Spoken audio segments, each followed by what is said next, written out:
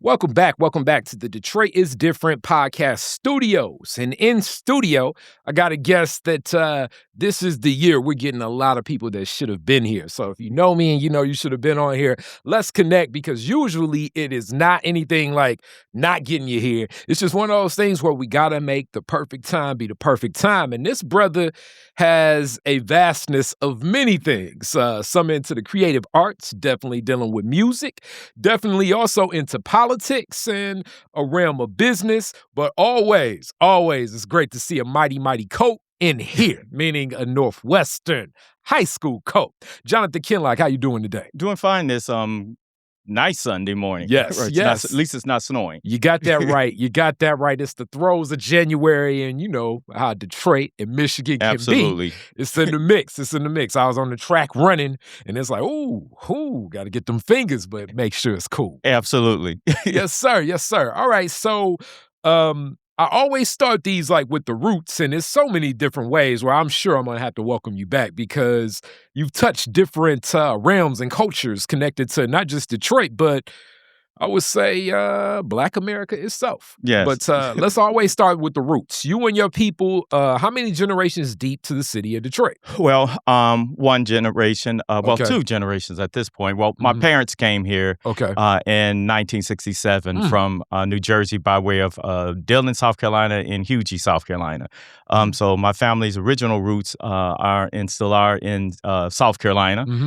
We have family members in New York where my parents went from South Carolina to New Jersey, and then my uncle stayed here in the 60s. He was stationed here in the military, and my father came, and then eventually my mother and my older brother and sister came. So I'm the first Kinloch actually born here. Okay. All right. So with that, I definitely, I love that you have the richness of it, but classic Detroit is different. We got to kind of unpack a little bit of that. Absolutely. Starting with the roots of South Carolina. South Carolina is definitely one of those states that when we think of, the Confederacy, the history of America, it's a lot of roots there. Yes. But definitely when we think of our people and migration patterns, it's always usually up further east to like that New York, New Jersey. Do you still have people and family in that South Carolina space? Oh, absolutely, Okay. absolutely. Recently, buried my father's older sister in Hughie, South Carolina, which is about 40 minutes outside of Charleston, South Carolina.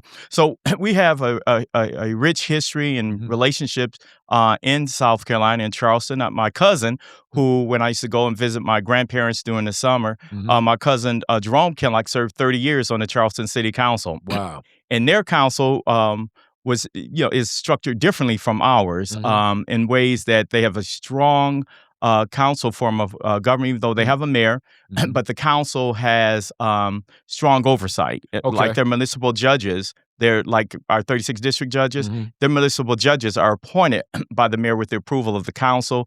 It's just very, very interesting, as you look around the country, how different local governments work as well as state governments. So my family is, like I said, my aunts and cousins, and many of them live in Charleston, South Carolina, on my father's side.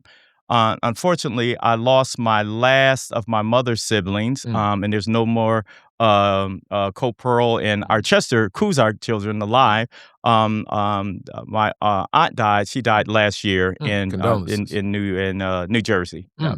Okay, and I love that you uplift that as this kind of goes into like a preface of where we're going to go, but here in the city of Detroit with the new mayor and everything, this is the way Detroit is chartered through Michigan, a very executive-run municipality, and it's different structures nowadays with like city managers, and as you said, like the strengthening of a council. But when I think about you got some family that was in Charleston, South Carolina for 30 years, that means that when we think of South Carolina, I know it's always uplifted so many things of like, that was one of the last states to wave the rebel flag, but it's also a lot of organizing from Black families. And it sounds like your family was in the mix of a lot of that, especially for 30 years in a tenure like that city. Boy, I can only imagine the way that people kind of just knew, you see a Kinloch, it's like, okay, he can help us and be a gateway to something. Yes, yes. Mhm. And so my cousin was as I got involved here Mhm. in Detroit in the early 80s, Mhm. started Weber Middle School. Mm. Mary Bryant and Wow. Dr. Harvey, who said I can't, and so I got Mhm. involved in the student council Mm. over at Weber Middle School. Mm. And so they used to have elected officials come through and talk about what their roles and responsibilities were. Mhm. And so I went from middle school and then, Mm. like you said, to Northwestern, Mm. where I was continue to be involved in the student council. But in middle school, Gloria Cobbin, who was our school board member Mhm. at that time, she used to take me to the Democratic Party meetings. Wow. And I had met Erma Henderson at one Mm. of at Northwestern, and then in Wow. high school, she was on television saying she needed Mhm. help and this, that, and whatnot. And in ninth grade, I just caught the bus, went downtown to the Palms building. Mm. And, first I went to the city county building. Mhm. And that was my first time going in there to see to Miss Henderson's office. And they said, no, they're over at the Palms building. So I Mm. went over to the Palms building and started, and they put me to work volunteering. Yep. Wow. Okay, so we definitely gonna get to that because my mama Irma definitely has a lot of roots to a lot of things in the city of Detroit. Really, when you look at uh, many ordinances, a lot of like so much of Erma Henderson's leadership and footprint is inside a lot of what happens now with city New politics. You would be shocked and surprised. And that's like from the political level. But when it came to like even what was happening with organizing, I mean, her roots that even tied to being part of the people in Black Bottom, Yeah. bringing, Paul Robeson to the city of Yes, Detroit. And yes. a lot of this, like, it just carries and moves on. I'm aware because my Amazing. godmother, rest in peace, Joanne Watson, and also Absolutely. Orthea Barnes, and she, and Great Mama, friends of you and children of her as well. yeah, Yep. she had a relationship with so many um women that that definitely were elders and mentors to me, but with even like her women's conference that carried on and continued for years, like Yeah. 70s through the 80s and even into the 90s, became like a gateway for so many women, a lot of Black women, but not exclusively Black Right. women, to engage in what leadership in the city of Detroit would look Yeah, like. Penny Baylor and Kermit Baylor, particularly Penny Baylor, Mhm. was very close to the council president. Yes. And I remember her being involved in the Women's Conference of Concerns, and she had a youth council Mm. as part of the Women's Conference of I did not know Concerns. that. And so that's where I was involved. Mm. She made me her youth representative, Wow. and I would go out and speak for her, and it was an amazing opportunity to become familiar with government. While I interned for her, Mm. the first thing that she gave me when I came into the office was she gave me the charter of the city of Detroit. Wow. I'm in high school. She told me, Mhm. I want you to read that and I want you to explain it to me. Explain it Hilarious. to me. Hilarious. So I'm like, what the hell? And so I went, read it, and explained it. And she Uh-huh. was very pleased with it. Okay. And then Dottie Battle, who was her chief of Mm. staff. It was just so many folks around Miss Henderson who Mhm. wrapped their arms around me and taught me and forced me to understand Mm. how government worked. One thing she did was she contacted the departments and had me to Mm. go around and meet every city department head to Wow. for them to explain to me what their duties and Wow. responsibilities were. Wow. She also had me to attend commissions and boards because she had Mm. to had me to understand the parts and the role Mm. of non-elected bodies and their impact on people's lives. So I used to have to go to the police commission meetings. I used to have to go Mm. to the planning commission meetings. I used to have to go to the historic commission meetings and all of these various meetings and come back and explain to her what took place, but more importantly, my understanding of how these things worked. Wow. So it's interesting now that became an adult, and now I'm serving on these various boards, Yeah. and I used to attend them. The county commission, Mhm. she sent me over. It was right after, I didn't realize it Mm. then, at least. that the county commission was just formed. Yes. After the amendment, the charter amendment, county charter amendment, creating the county commission. And I remember they were housed at the city county building, and they were transitioning and moving into the now the old Wayne County building. Yeah. And so Art Carter, I interned for him, and so when I went and met him, he said, "You need to know your commissioner." So he took me to meet my county commissioner, and he then I started interning for him, and then Art Blackwell, and just understanding county government as well. Yeah. That's deep, and I love so many of these Detroiters different interviews because they like piece together a lot of different stories when you combine them. Oh yeah, I have a lot of them. They really. Brenda Butler here that worked with the county executive, and like even the start of like what becomes of a lot of government that now we see and we look at like, okay, it's been here for a while, but some of these things have not been here to the point where like, you can kind of touch the history and how things originate. And Yes. Shout out to Sherry, that's the ombudsman now, and even that office coming in life, like in the 70s, what exists in these Marie Farrell relationships. Donaldson. I interned for Miss Henderson had me an intern for Marie Farrell Donaldson, the late Marie Farrell Donaldson, who was the first Auditor General under the first charter, and Forrest Green was the ombudsman, and just understanding the dynamics and hearing how the dynamics of the appointment process during that time, and how Ms. Donaldson had transitioned into the ombudsman from that role. And so it's just very interesting. Not only they teach me politics and from the textbook standpoint and the structural standpoint, but they also I learned some of the operational and some of the deliberative processes associated with that as well. Okay, I love that. And now I'm going to put a pin in that because you also touched something else in your family roots. And like I say, that Carolina usually goes up north to that New Jersey, New York area. Your family there, are they still a lot of family in that space as well? Yes. So my older brother's children, because I became an adult, he went back to Jersey. He was like, so I'm his going children, back to the his children and grandchildren still live in Jersey. And then I have my aunts, my two, I think three of my father's sisters still live in Jersey, and then my cousin Sheila, who worked at Essence Magazine. She worked for the CEO. Oh my God, I forget for years. Essence Magazine. We know. So I guess, man, this is what's her name? Too. You have with the braids. Susan. Taylor. I think Susan Taylor. Yeah. So she worked for her for years, and then it's her successors.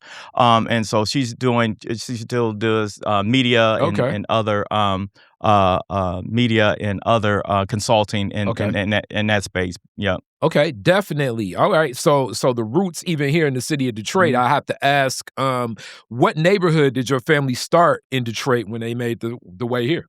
So Second, and when my father and parents came here, stayed on Second and Myrtle.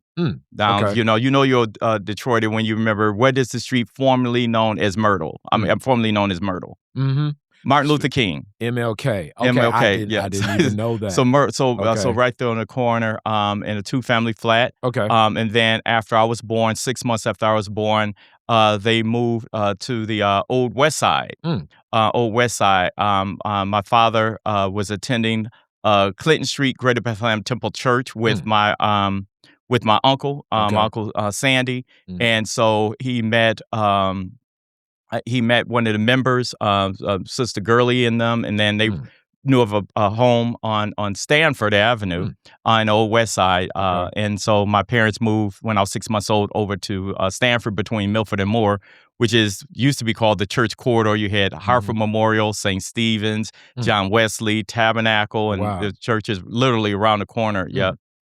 So when you talk also about the Old West Side, the Old West Siders Association and Northwestern have a key relationship. Yes. You look at like any of those like Old West Siders alumni groups, it's like all these people went to NO or went to NO is what we call absolutely right. Yeah. But the West Side, at one point in time, just back to like the footprint, it ends like the city, the boundaries of Detroit extend. So like up to one point, more that I've learned even from these Detroiters different interviews, like Baseline, like 8 Mile, Mhm, and like mhm. what was out there, just like forest, kind of like Farmland and yeah, swamps. Mhm. farmland and swamps. So a lot of this expands as time even goes on to settle where people are. And you all were in one of those communities, which definitely kind of uplifts, I guess, the going to Northwestern and everything. So Absolutely. okay. And so we use I went at one point, Detroit's borders,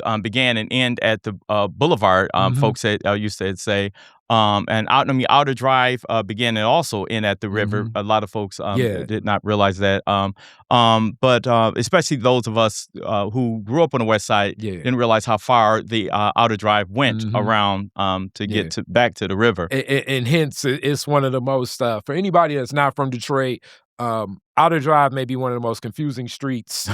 It makes like It stuff splits off in a couple of places, right? yeah, Yeah. it makes Washington D.C. streets seem like Right, do I go one straight? way Do I or make a something. right? Yeah, What the no, heck? What yeah. right, yeah. But it was the outer drive of the city, hence it's outer drive. But Right. now it's all in the city, so like you'll be driving down outer drive, and then you look up, and it's like, how did I end up over here? Right, absolutely, right, Uh-huh. yes, that's because it'll swerve off, you Yeah. follow, you think yeah, so it's very interesting, Detroit. Mhm. But so I grew up on the old West Side, so we went to Mhm. Wingert Elementary, Okay. Wingert, Weber, Northwestern, and then Mm. when we were at Wingert, Mm. somebody decided to, basically began to implement the whole busing, Mm.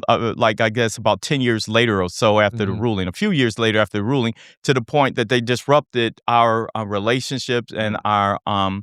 and our classroom experience at Mm. Wingert Elementary, and began to bus us from Wingert, which on Milford, Boulevard and Moore Place, Mhm. to busing us on to Michigan Avenue and Seacourt to Logan Elementary, Mm. and that was to create some diversity because you had a lot of Eastern Europe immigrants Mhm. who lived in that area, so they started busing Mm. black kids from this area over to that area, Wow. and it was basically, in my opinion, it just was just disruptive, if Mm. anything. Okay. And I don't understand what I didn't see the education experience Mhm. being any different from the experience I was getting at Wingert Elementary. So, graduating from Wingert, Mhm. my brother likes to, Weber.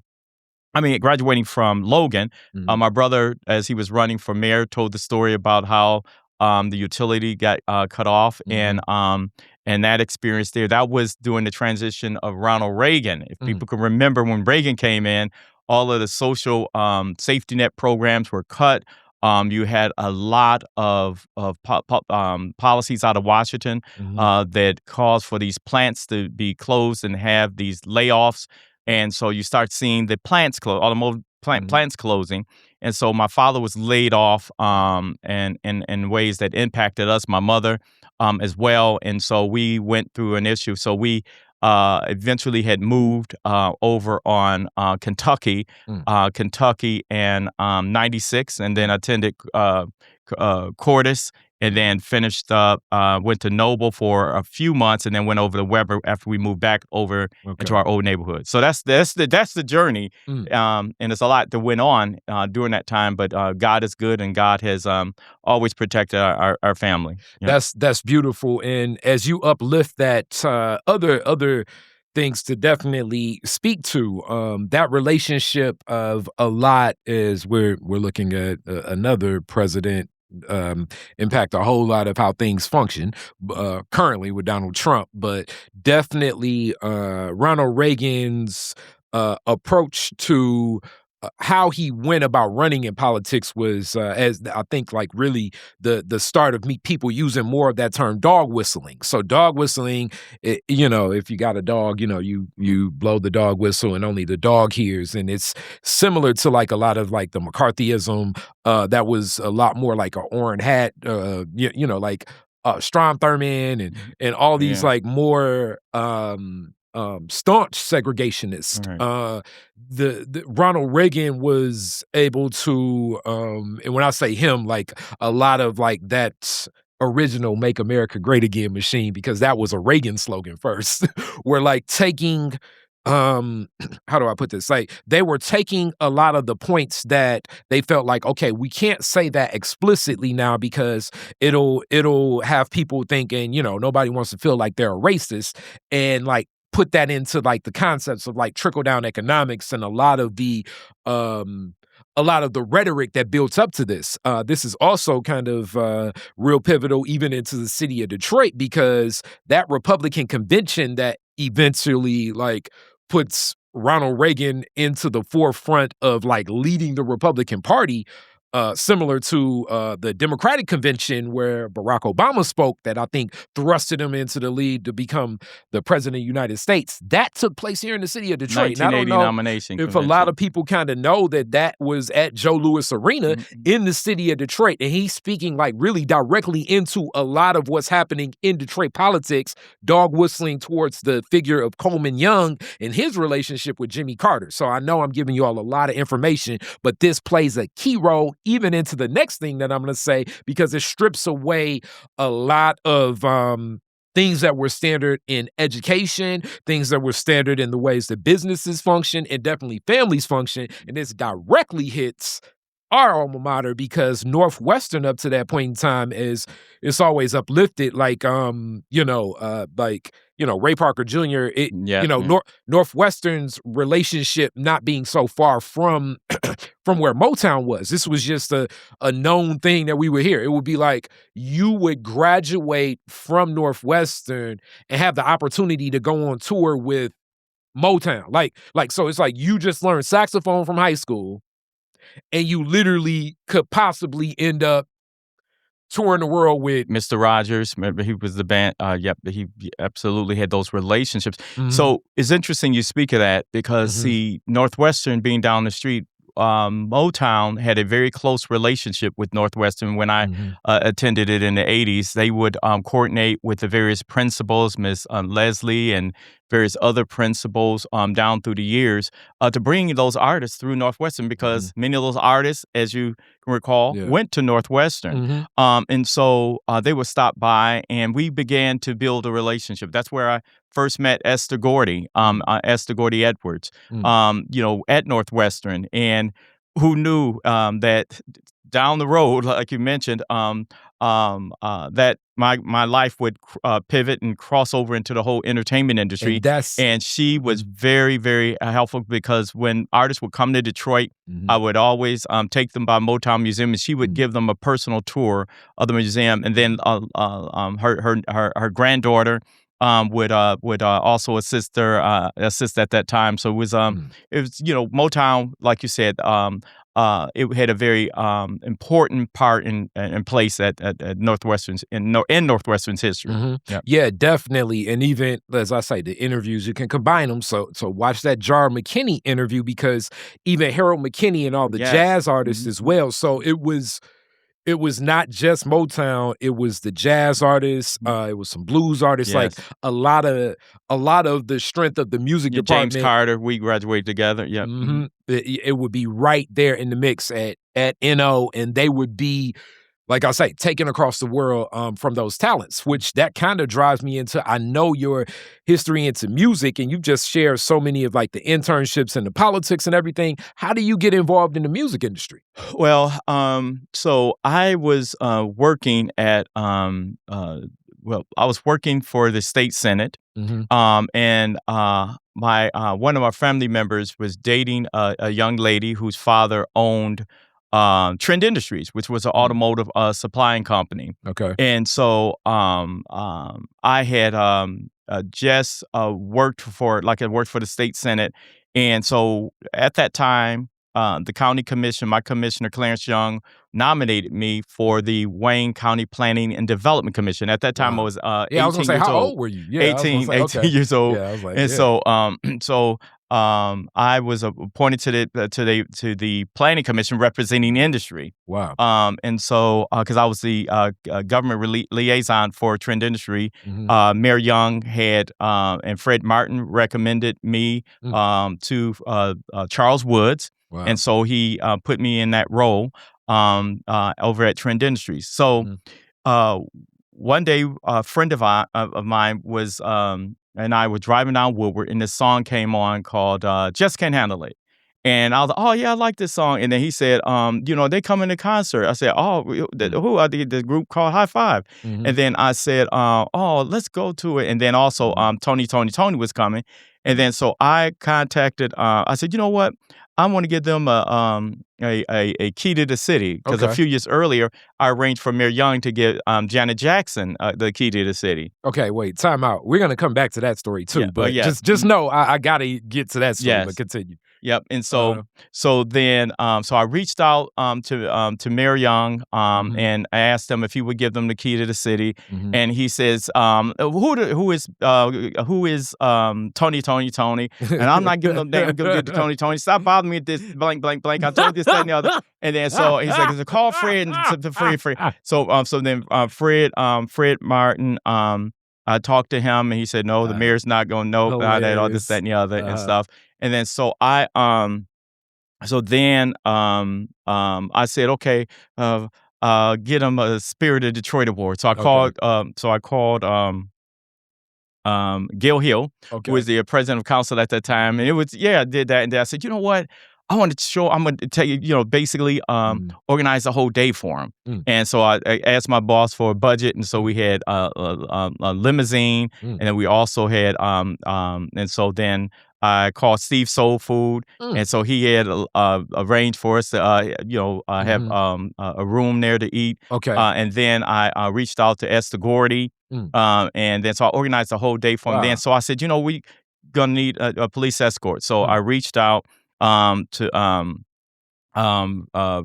Fred Martin and asked this, that, and the other. And he said, why you keep bothering us that stuff there? The hilarious. mayor, I'm checked with the mayor, and the mayor Mm, said it was okay. And then so okay. he had Ron Fleming, who was the head of his security, basically Mm, worked with us that day. okay. So Ron and Rodney Fresh and all of them, Mhm. came out and Okay, basically would served as security for the group and okay. that day, and they were so impressed with the way that I had organized all that. They asked if I would be willing to go out on the road as assistant road manager, Wow.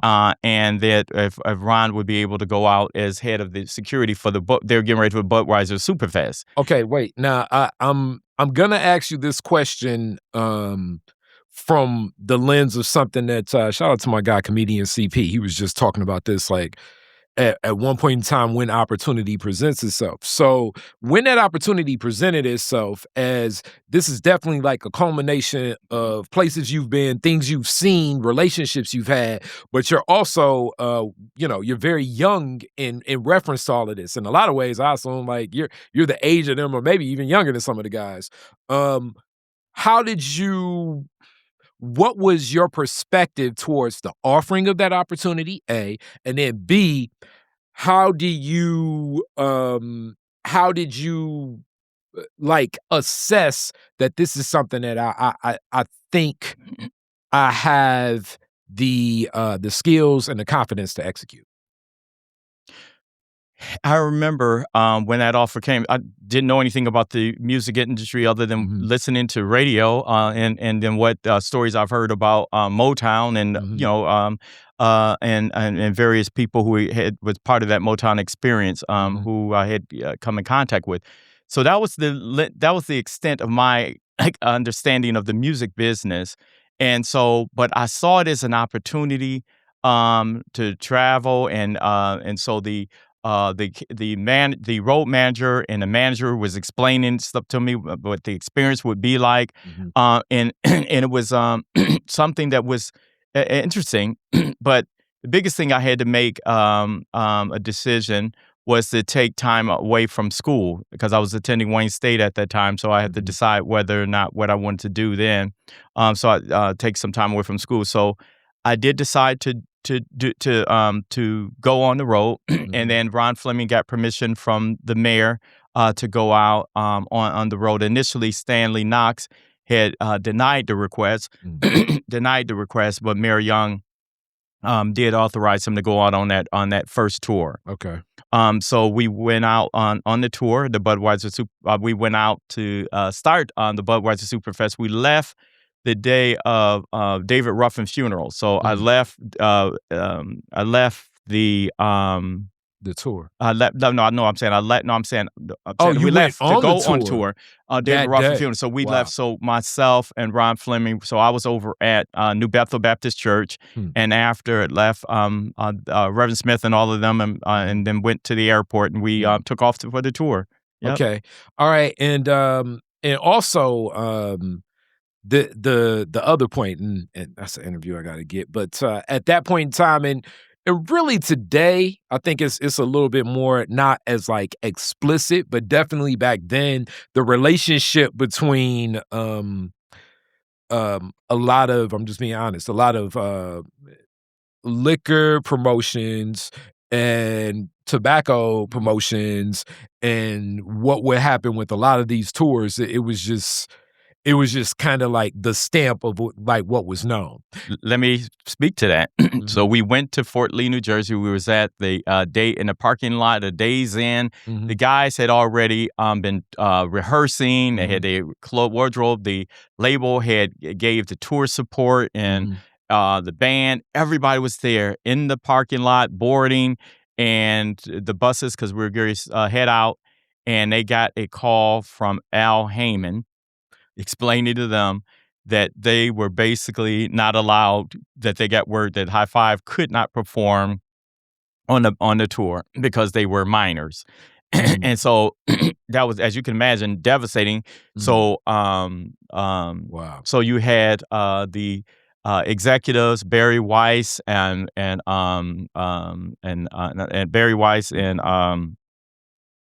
the CEO of Jive Zamba and Ann Carley, who was the head of creative and A&R, were all in the management. Were trying to figure out what to do as they were talking to Al Heyman. Al Heyman did work out something, because what he did was, instead of doing us going out on a Superfest, Budweiser Superfest, he put together a whole package, a cross-country tour for the guys. So he put a hodgepodge a tour together that had us out there for basically 6 months. Yeah. Wow. Okay, and now I have to let people know who Al Heyman is. Al Heyman is like, I love And this boxing. was 1990. Yes, I love boxing. So Al Heyman right now is one of the largest boxing promoters in the world, but his start of a lot of promotions really start because he was the promoter that Joe Jackson selected to do the Victory Jackson's tour that starts in Kansas City, Missouri, and then like travels the rest of the world.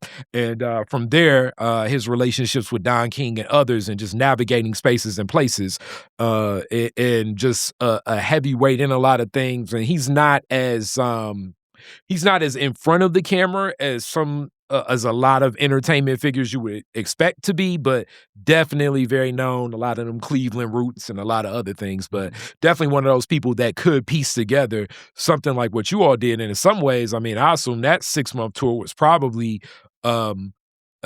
more advantageous because it was probably more so catered to. Yes, absolutely. And so, and then we because we had ICM, who was the booking agency at that time as well, and he was working with ICM. He and Max Siegel. Max is doing some great things as well now.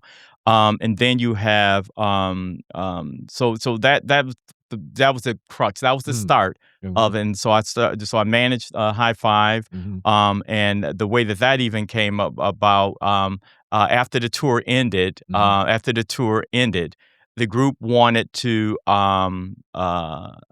We came back home. I started working back at Trend. Going back to Wayne State. At Wayne State, and then you had the Ron Fleming went back to the mayor's office. Okay. So I got a phone call right after, I think, Christmas when we got back. The guys were saying, and their parents were saying they want new management because whatever, there were some issues that they had with the management, and they wanted to look for new management. And I was like, look, these guys got you all started. Y'all need to try to work things out. And they said, Kinloch, if you don't help us, then we're going to get somebody to do this, that, and the other. And then so I was leaving to go to Jack the Rapper conference because some relationships I built while I was out on tour, and we said we'd meet up at Jack the Rapper. Okay, and wait, I gotta give people that preference too. So, like, I guess if you all watch, like the 50 Cent Star series, it's an episode of the BMF show where you have at that time Big Meech meeting Tupac Shakur, and like a fight's happening at Jack the Rapper, but Jack the Rapper is similar to like a lot of these moments in history, especially with hip hop, my favorite art form. In a lot of ways, it's like, man, hip hop, it annoys me at times too, but I love it. But it's, if you're like, for anybody right now that's watching this, it's like 20, you have no idea what hip hop was like in the late 80s, early 90s. It was like a small section in the record store. Right. And like what it was and how you got it, it was very much like a culture, even into like connecting to it. So the Jack the Rapper was one of the first conferences of like a lot of really the underground promoters, the DJs are part of like DJ record pools. A record pool of DJs is basically like they get together and then they pass out records, and then also like the artists, the managers and I'm gonna be honest, and really this is with rap, and I think kind of like any form of entertainment, like if you get, let's say if you got 12 people in the music industry, like in business together, and I'm gonna go as far as like any form of music business, probably 4 of them are like really like just hardcore, like really do business. Another 4 of them are like somewhere between having relationships with people in business and somewhere in the streets. The other 4 are like really like street people into the other business. And I mean, this goes back as far as Scott Joplin playing the ice cream song. So I just want to let that be known because it's a heavy cash business and you're dealing with night establishments. It's a lot of things that happen where like music and the street relationship like kind of go hand in hand. And Jack the Rapper was one of those places that had like a mix of all of this, including like the hip hop like clothing lines, and just it's all taking place there. So I just wanted to. You gave a great explanation of Jack the Rapper. Mm-hmm. Jack the Rapper and R&R. Those are the 2 things conferences that you really wanted to go to in the early days. Mm-hmm. And so while I was out there, so I saw Teddy Riley, who actually produced the first album, Keep worked on Sweat. the first album and stuff for High Five. Yeah. And so okay. yeah, he did okay, Just Can't Handle It okay. and Kissing Game. Okay, Yeah. okay. Now that I hear it, and so that makes sense that that's Teddy Riley. I didn't even know that. So when I was flying back, he and I was talking at the airport because because we did some dates with him, whatnot. Okay. And then so he then said to me that why are you looking for management? You and I can do it. And I never thought about management at that point. You know what I'm saying? I was looking because for management for them. I had set up a meeting with Michael Bivins, with Michael Bivins, MC Hammer. So they were, so we flying meeting with them and stuff. Okay. But then he said that Teddy suggested that he and I could co-manage them. Okay. He said, the label, they like you, the folks there, the parents obviously, have some respect and like you.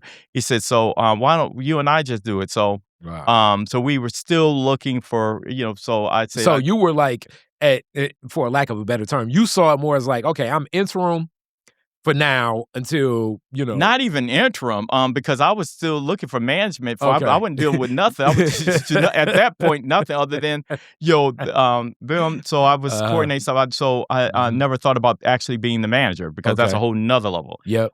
Then so what happened was, so Teddy and I started co-managing, and basically leading the setting up the second album. So working on the second album. And then you had a situation where Guy and MCA were having issues, and Aaron Hall and Teddy and all this stuff there. Because so what happened was, before I get to that part. So I got back home and I had to think about Teddy's offer about he and I co-managing.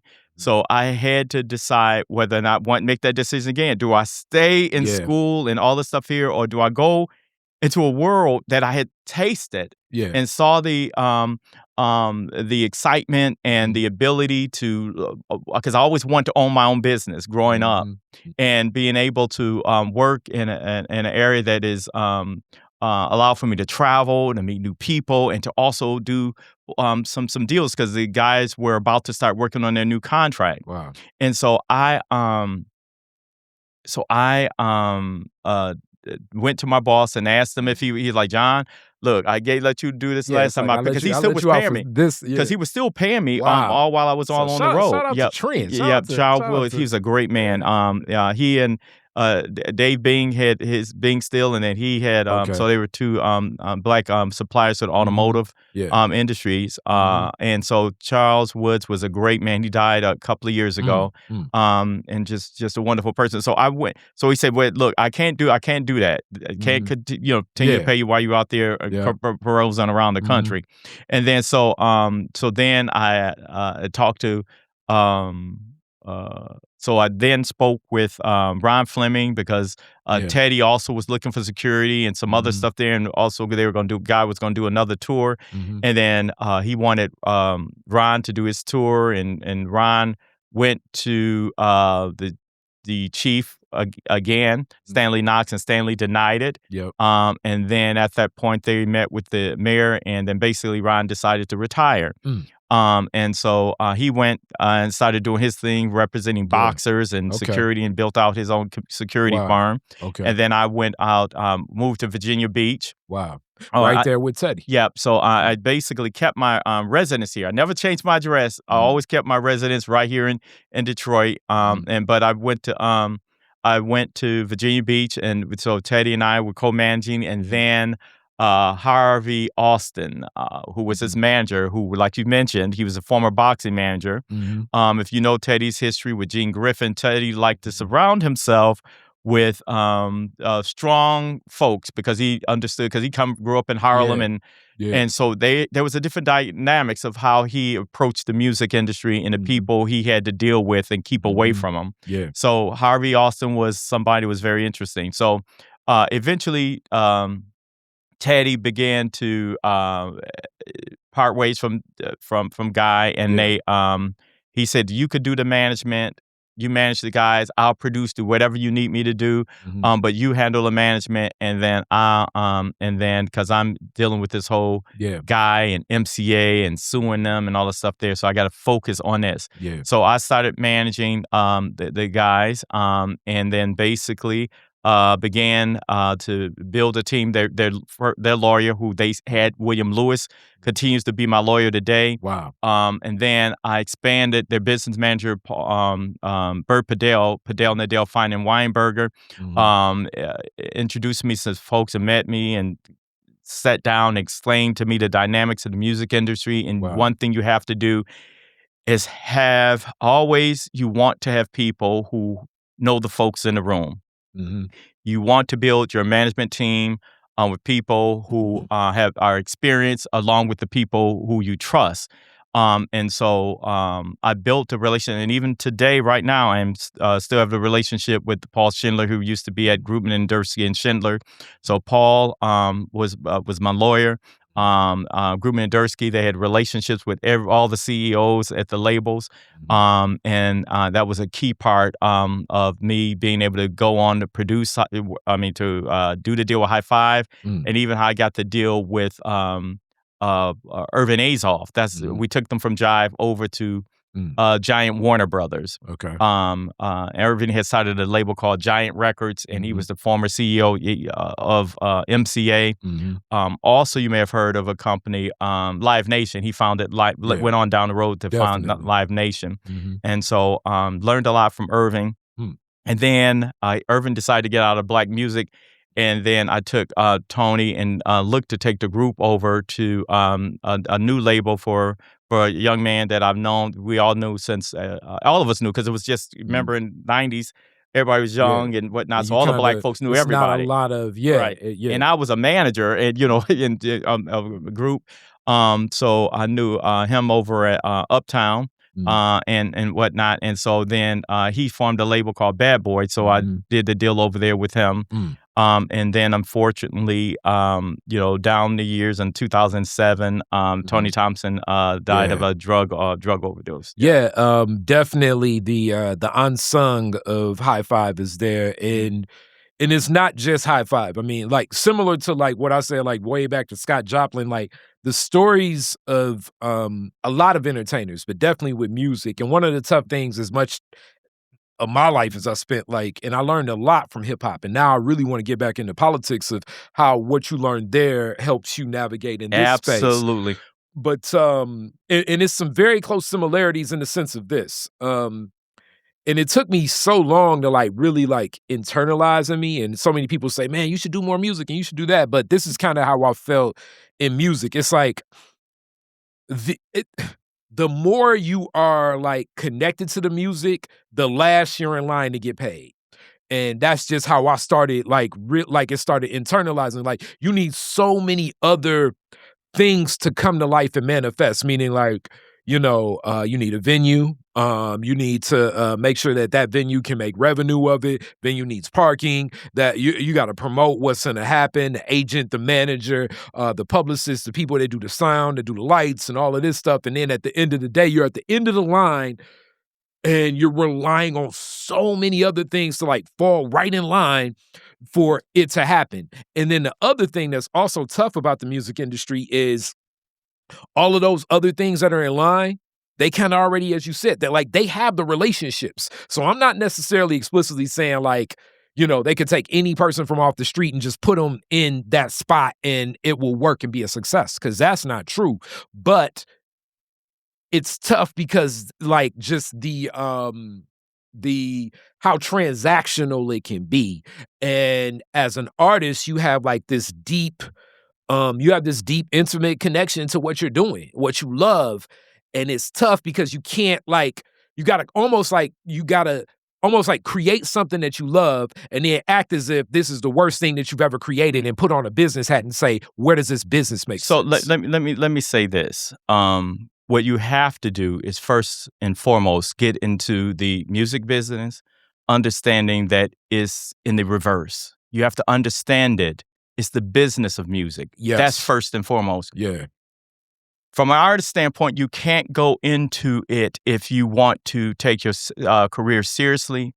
You can't go into it as a fan, and you can't be consumed by all the lights and glamour. It's hard to do, because everybody's doing it. And so you think that you're supposed to do it. Everybody's smoking weed, but not everybody can handle weed, handle drugs, handle alcohol in a way that is still, and it gives them a sense of control. It creates it is like right now people say, oh, weed isn't this, that, and the other. It is absolutely a gateway drug. I saw Tony Thompson starting out smoking weed. And then, then of course they start graduating to other stuff because everybody else is doing it. You have to be yourself and not be nobody else. You have to know who you are. And you can do all you can, as a manager, you can do all you can as a parent, to keep people away from drugs, away from things, away from the fire on the stove. But you have to have it inside of yourself, choices that you want to make that are going to be beneficial to yourself. And oftentimes people can't shake shake the drugs. But let me just say this. You can absolutely bring someone from the streets and make them into a superstar. That's exactly what they do, and that's what they did back in the day. Right now, it's not as much because they're not investing. They want you to invest in yourself. They want to see what success you've already had, and that's the lazy way. So that's where A&Rs used to go out and find a talent. Go to the nightclubs, find them, and then and go out, bring the musicians and the songwriters together and build a record that they, along with the artists, come up with a vision for. that's far from it. But you know, there is still a lot of talent, but there is an opportunity right now because of the you remember the old street where you had the street team, the street where you go out and pass on those records, like you mentioned. Yeah. The internet is the new street team. You got that right. That's the new streets. The new street is the internet and all the various platforms, and various social media apps. So what I like to tell people is that you have to build a team around you. Artists should be focusing on their artistic creativity and making a record, but you have to have a team of experienced people, but also somebody in that group who will tell you no. Kanye West, I had the opportunity because I went on from managing High Five to forming 2000 Watts Music, where we went on to produce Busta Rhymes, Janet Jackson, What's It Gonna Be, My Body, Levert, Sweat and Guilt, over 300-something songs. We went on to produce the song deals with Sylvia Rome, with Clive Davis, so all of these various labels. So that's the thing that a lot of folks. So I didn't put my name. I wasn't in all the videos and all. You know, that but in a lot of ways, 50% of that company, those songs are mine. So that's beautiful. But in a lot of ways, that's what Al Heyman, very much so too. Because I mean, when you think about the figure that he is, and like even getting a picture of Al Heyman is, I don't want to say it's like difficult, but you would not think. You know what I'm saying? It's like just the personalities associated with learned this. from Clive. I learned a lot from Clive Calder over at Zamba. I remember, because everybody knew Clive Davis. Everybody knew, Tommy Mottola and all these folks there. And Leo Cohen. With Leo Cohen and stuff. And what's the name over at Warner Brothers? Mo Austin and all those folks there. L.A. Reid and stuff. I asked Clive. Clive was he was a billionaire, and people didn't know who he was. And he said, I said, well, you don't do interviews and stuff. He said, because if I'm on the cover of a magazine, that's one less cover my artist is able to be on. He said, the people who know me, because he didn't have cars, people who need to know me know how to reach me. And that's the way that he ran his business. I think it's very few interviews that you can Google and see Clive Calder popping up on it. Yeah, he's the one that was, that whole Jive Records. That was all him. Yeah, and Jive was at the forefront along with Def Jam. Yeah, man, Jive, like the way, like the relationships and how big. I mean, man, like Jive has like multiple. Yes. What is it? Diamond. Records, like back to back to back to back to back, connecting with that machine. So and Zamba. So that's how we spent so much time in England and London, Amsterdam, Germany. So I was able to travel the world because of that experience initially. And so I remember getting my passport to go to England and whatnot, flying the Concorde that no longer exists. So all that stuff, it was pretty amazing. I mean, these are some experiences, and I do want to add, as you say about this, and I often uplift this. I think one of the better documentaries. It's very sad, but that Whitney Houston documentary, and I mean, rest in peace to Sly Stone that just passed too. Some of the drugs end up being like I need the cocaine to wake up because of all of this stuff going on, and then I need whatever opioid I'm doing to get to rest. So like one of the examples I always speak to is DMX tells the story of like, okay, it was a manager that's like, yo, we can get something over here, get some money in Nigeria, so we can go here. And he was like in the embassy, he saw like a lady that was from America that recognized him and everything, like, where are you going? Because sometimes you'll end up on these tours and they'll book your day. Like, it's like, hey, I'm the promoter. I booked you.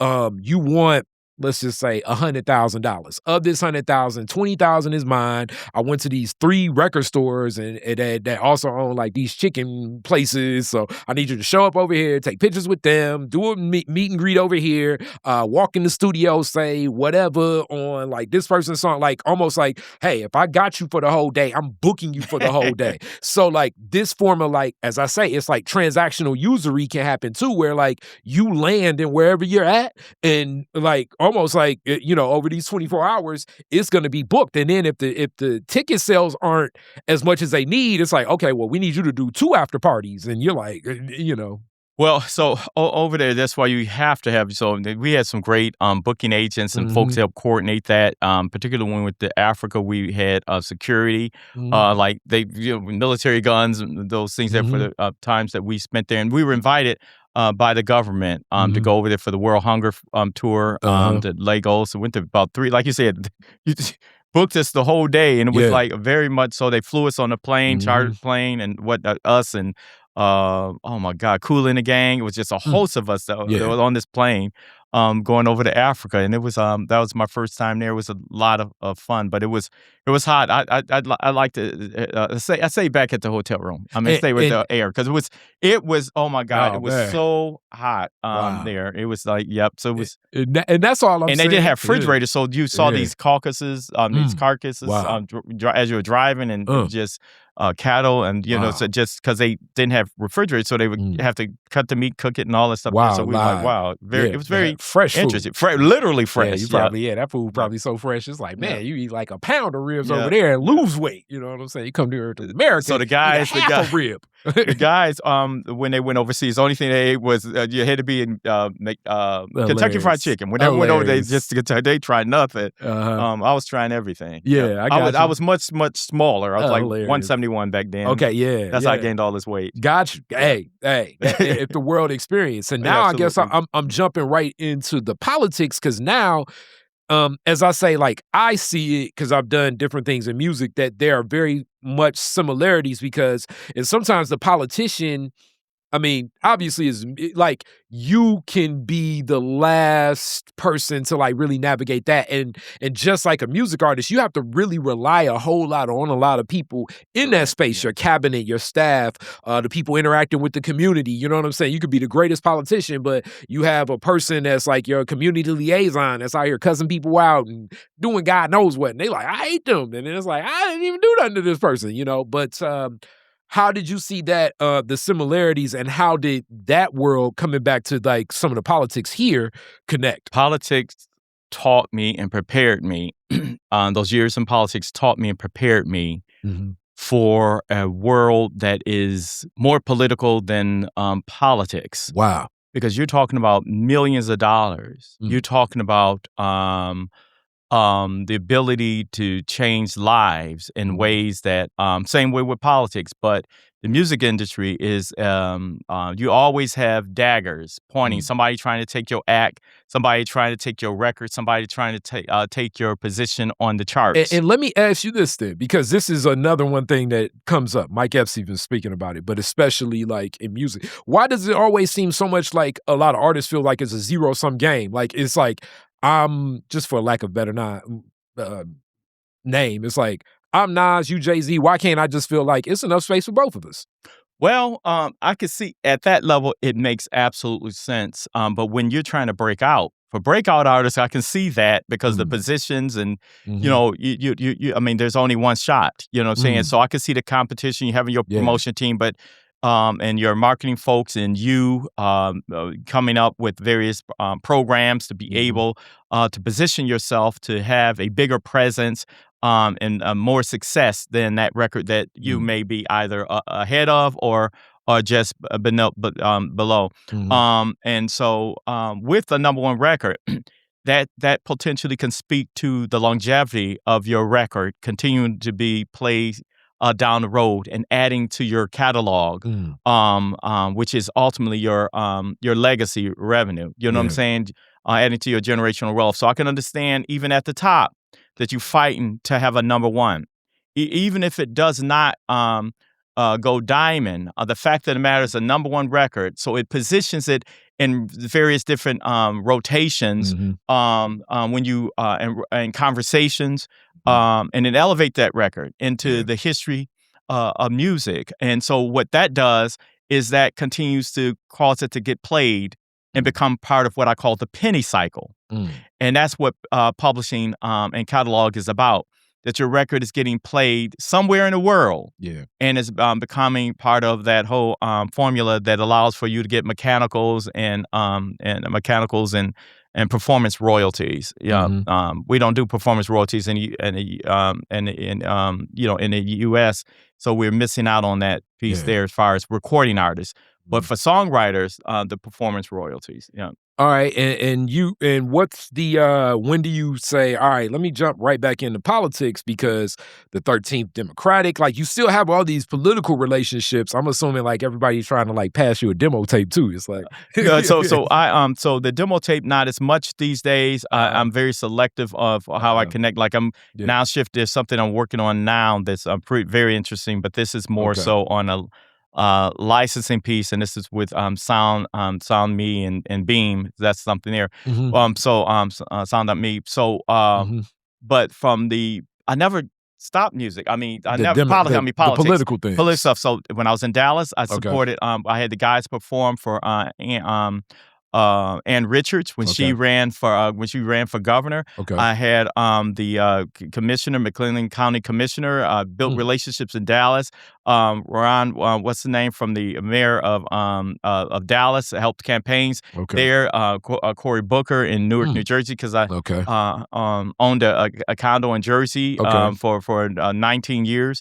So I built my family. My uncle. You had my mother's brother, Harold Kuzar. He worked for the city and for a number of the mayors over the years in Jersey City. I had a cousin who was the first black municipal judge that was appointed in Jersey City. So I'm saying, New York. Politically, you're still always because it was that mix. Yeah, absolutely. So I continue to support candidates.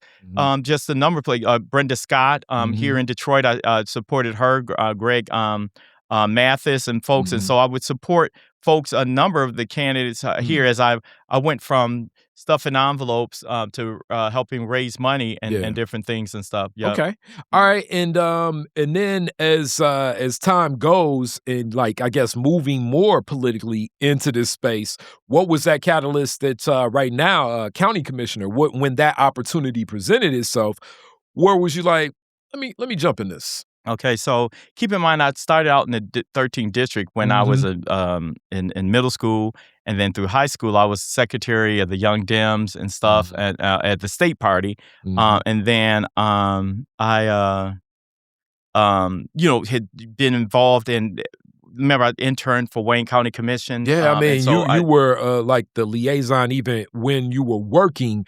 It was still like from a political scope too. Yes. So even at Trend Industry, Trend Industry. So I'd always been engaged. And then Jack Faxon, when I worked for him as for the year or so that I worked for him, became familiar with he really educated me on how a lot of those suburban state reps and senators started in Detroit, and as they start, those districts were written every decennial census, or at least it used to be like that. Now you see what they're doing in Washington, how they move further and further north. And so they would like people to say, Jack, he was black with his hair afro and stuff because he was had some tint color to him, and then as he was mulatto, and then eventually after he went across, he became a white Jew after he crossed over the 8 Mile. So that was the thing there. So just hearing all that the stories there, but so look. So the music piece, I never had stopped being engaged in politics wherever I was, and I will even folks who are involved in the music industry went back then and who know me, I've always encouraged folks to, hey, look, y'all got to get involved. Even with Puffy, I would talk with him, and and then he and Sister Soldier did that stuff there, and so all of these. I always talked about the importance, especially, but white people already were activists in those public policy discussions, and it was important for our generation to start having our voices heard. So I was always when I came back full time because I moved from Texas back here. Brenda Scott asked me to serve on I'm on the City of Detroit Board of Zoning Appeals. So she nominated me to the Board of Zoning Appeals, and I served on the Board of Zoning Appeals for 9 years. I was involved in the 13th District for years, and also my role and relationship with the UAW asked me, and all because the labor unions and movement was also part of all of this, my history and story and my involvement in Detroit. So it was when the transition from Martha Scott. Martha Scott was the chair of the 13th before me. She decided not to run. I always wanted to be chair of the 13th Congressional District, but Rory Gamble and Al Garrett and them said not yet, not yet. And so I did not run against the previous chairs. Previous chair at that time when Kwame Kilpatrick was in there, folks were trying to get me to run, but I didn't do anything and don't do anything without consulting at least with labor movement, and particularly the UAW. UAW and AFSCME were the two unions that I was strongly aligned with and continue to be strongly aligned with, along with SEIU as I became political director and loved them and the work that they're doing. And so I became chair of the 13th district after Martha Scott did not want to run. You had some groups, a number of folks running. And so we, because I've stayed engaged and built relationships. You have relationships as you talk about that you're starting that go back to the legends and the icons, like they were like in their stride. Yes, that you have those relationships. I mean, even being as young as you are, being able to even call Coleman Young, rest in peace. Yes, that's rare. Yeah, absolutely. So, and I thank Fred Martin for building that relationship, as well as Kermit Baylor and some of the other folks and who built that relationship. And then even that's how it's interesting, because when I went to Mayor Young's fundraiser, that's how my brother. I introduced Robert Smith was talking to Mayor Young, because I went up to talk to the mayor and stuff, and the mayor was talking to me, and then I said, "Oh man, you Robert Smith." I said, "My brother loves listening to your show. On Sunday he'd be listening to the radio. So you're Robert Smith." And then he said, "Well, hey, tell him to give me a call." Yeah, and that relationship's grown. Mayor Young. Yeah, I had no idea. And then when I see your brother, I'm gonna next time I'm gonna definitely so talk about that. Coleman Young, I was standing there, and so and Robert Smith says that's probably one of the best things he got out of the situation, because Mayor Young was really somebody, and Erma Henderson, they really reached out to the young people, and yes, you did have access to them and whatnot, and it was and that was good. That it impacted me, and it helped me to understand. That these folks are real people that you have access to, and that I too could aim. I didn't have to. My mother said it's not how you start, it's how you finish. And so my mother used to tell us as we grew up with all of the challenges and whatnot, that you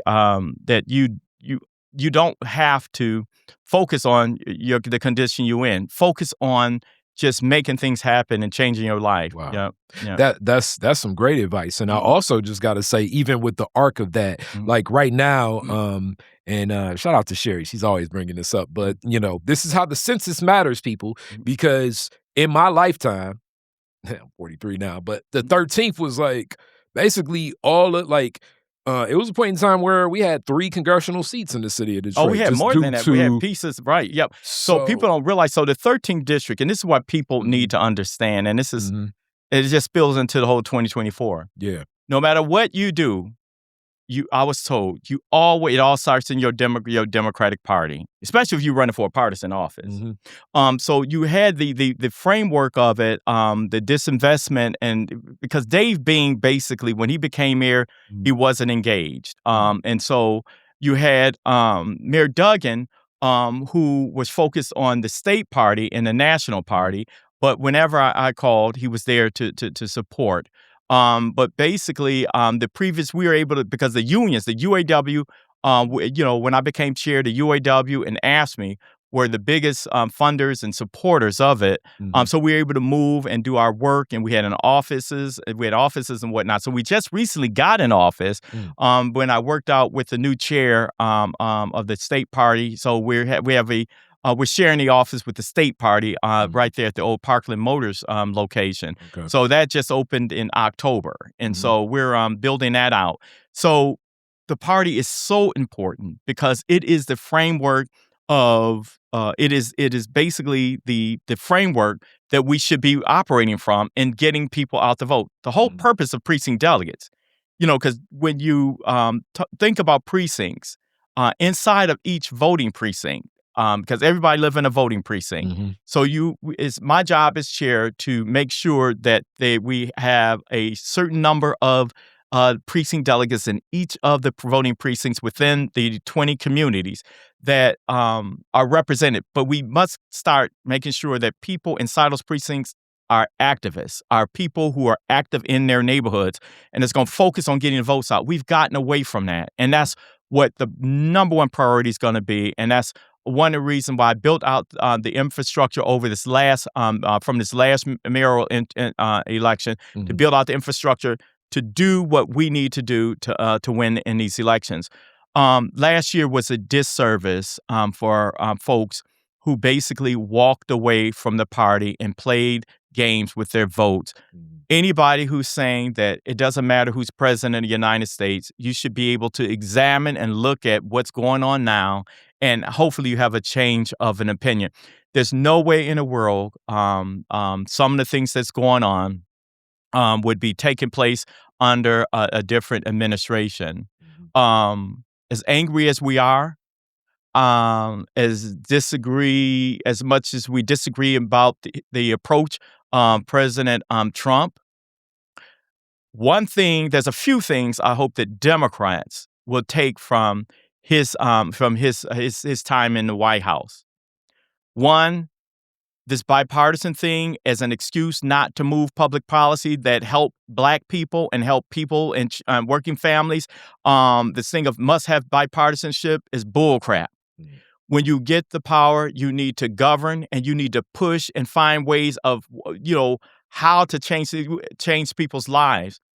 Democrats oftentimes get in office and have played footsies with Republicans in ways that have basically shortchanged the Democrats and the people who worked hard, the Black people particularly. I'm talking about Black folks. Because right now you got everybody talking about their thing, but nobody's talking about Black folks and what is impacting us. And they trying to bully us to focus on everything else other than the challenges that we have in our community. Yes, we absolutely care about all the issues that are going on, but right now our city it needs support. We got to wrap our arms around our mayor, and we need to wrap our arms around our city and find ways of addressing some of these issues: housing, crime, education. Everybody want to run for everything else. Why aren't people understanding that the school system is something that we have? Look, it is it's very sad that we're not seeing enough people pay attention and hold our education policies at the forefront the way that we should be holding them. It's just disappointing what's going on in our school system. Yeah, I definitely. People like talk about state rep, they talk about city council, talk about the county commission. The school board, you have to run candidates who focus on. I don't want to hear nothing else when we start screening for school board. Mm-hmm. What curriculum do you support? What do you tell me the data that's associated with the reading scores and how you intend on addressing that? Two solid, like, check the archives of Detroit is different, but two very solid interviews. Actually, they got the same name. One is one of your colleagues. So Angelique Mayberry Peterson, that was at the helm of the DPS-CD school board at one point in time, and Angelique Williams Powers, that's at the helm of Skillman. Mm-hmm. Both, I think, two things. And like kind of how we met was when I was leading the Northwestern's Alumni Association. Absolutely.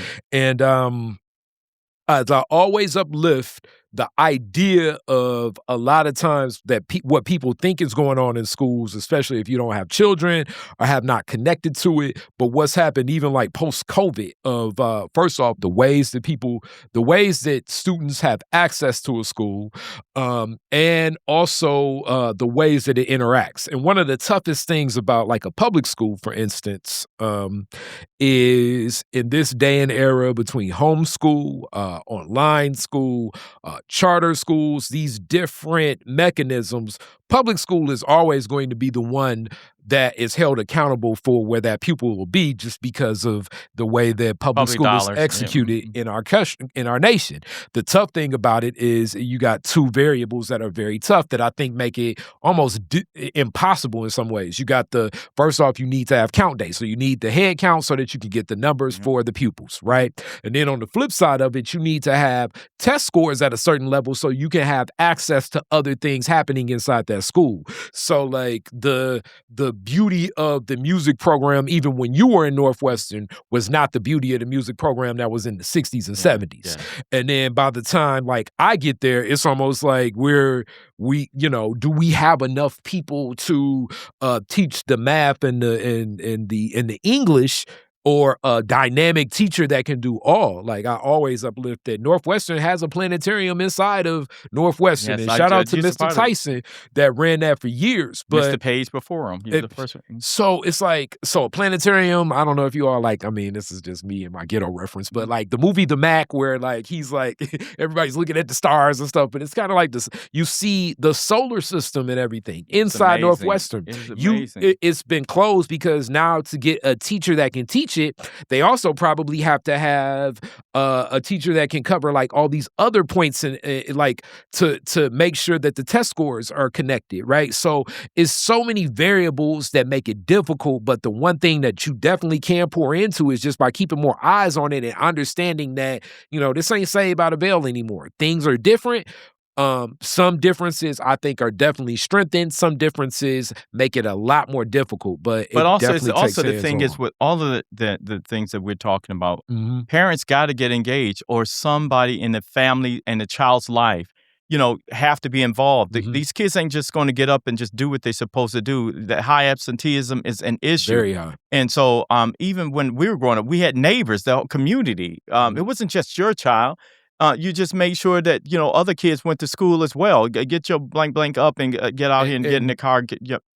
And this is kind of where I think like it becomes like it's everything's kind of connected back to like, I kind of started noticing this. It's so funny. I remember I was having a discussion like, with the Northwestern gives like turkeys and food away. So like you start like it got to a certain point where like some of the students going to Northwestern are in like New Baltimore and Taylor, just because of the transiency of what's rented and what's access to things. And it's like, this may be closer to the parents' job. So like even centering that becomes tough. So I definitely agree. And I know we get into a wrap here, but getting more involved. I definitely, even from this interview, I absolutely enjoy this conversation. I want to it also caused me to think on a number of things from back in the day. I want to get Detroit is Different to come and get some one-on-one with the 13th. I think that would be cool. Let's talk about that because yes, we have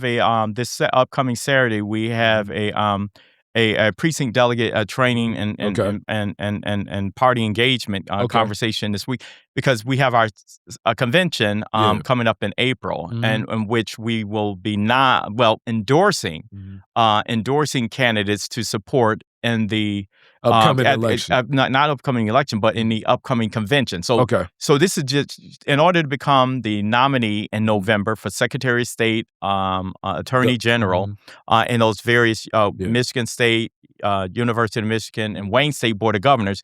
You have to be nominated at a state party convention. So what the party's done, and I guess over the past few years, is have a early endorsement piece to allow those candidates to be the apparent nominees to go out and raise money and go out even though they haven't officially been nominated at the convention, but at least it gives them an opportunity to go out and start campaigning, because it's not like a public election. Just members of the Democratic Party can vote at that convention. Yeah. Okay, and I have. If people want to get in contact with you, before I hit you with the last Detroit is Different questions, how should they reach out to you? Okay, they can reach out to me by calling me at 313-258-9302. That's 313-258-9302. Okay. My email is mi13th district, district, at gmail.com. That's mi13th with a TH, district at gmail.com. All right. Now, classic Detroit is different questions. I got to always hit people with. Absolutely. Your very first car, year, make, and model, year you got it. The very first car was 1988 Sprint, red. Okay, when you get it? I got it when I started working for the state. My father bought it for me brand new. It was like, I think it was like $2,000 or $3,000. Okay. And how long it last? It may have been. It lasted till I ran into a school bus. Like probably about 6 months after that, and then Nina got me a white Chevrolet Nova. Okay, so yeah, you didn't have to go back to the bus. It's like, right. All right, next question. This is gonna be the fun one, really. You're the DJ at the end of the fireworks. You get to play 2 songs, Woodward and Jefferson. What songs you playing? I'm sorry. I'm gonna play. I'm playing my because I'm associated with Kissing Game, and then also I'll play Busta Rhymes, Janet Jackson. Okay, what's it gonna be? Okay, I like it. I like it. And we didn't even get back to that. You got a couple Janet Jackson histories. Demeter Joe. I want to. All right, and last question. You could rename Woodward after one Detroiter. Who would it be and why? I would name it after. I'm sorry again. I would name it after Erma Henderson. I love it. I love it. You're the second person that brings up Erma, but why would you name it after Erma? Oh my God, the history there. And then she lived in Jeffersonian for years. Yep. She, then the Coleman Young building there. And I'm just saying she was anybody who know me know Erma was dear to my heart. Yep. And many of the people I love as well. Thank you so much. Thank you so much. Thank you. Yeah. Right. Peace. Detroit is different.